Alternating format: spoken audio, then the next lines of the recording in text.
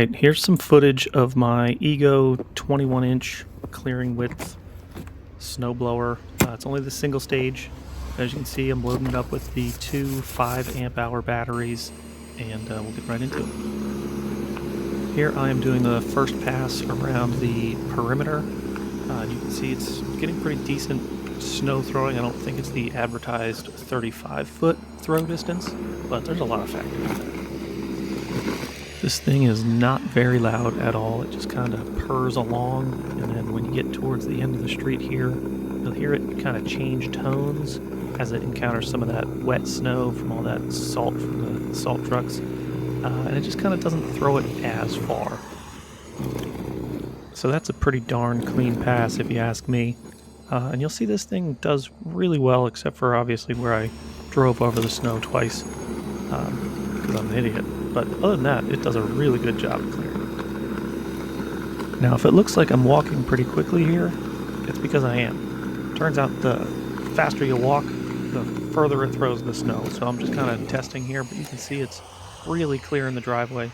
Ends up really deep into that bush or tree over there on the side of the driveway. And you can see how quick this is. I'm on my third or fourth pass here, depending on how you look at it, and I'm more than halfway done already.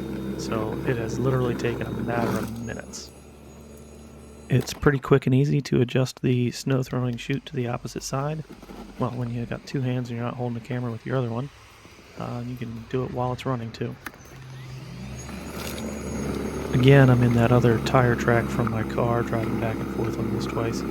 So it's not doing a phenomenal job like it is in the other spots, but it's still doing pretty darn well.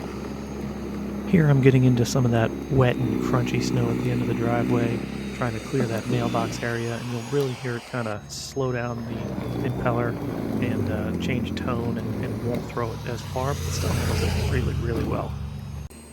Do I think this thing is for everybody? Of course not, but if you're like our house and you've got a 100-foot long driveway, a couple of cars in it, a little turnaround or anything like that, normal, typical suburban household, this will be more than adequate. You don't have to worry about a carburetor getting gummed up.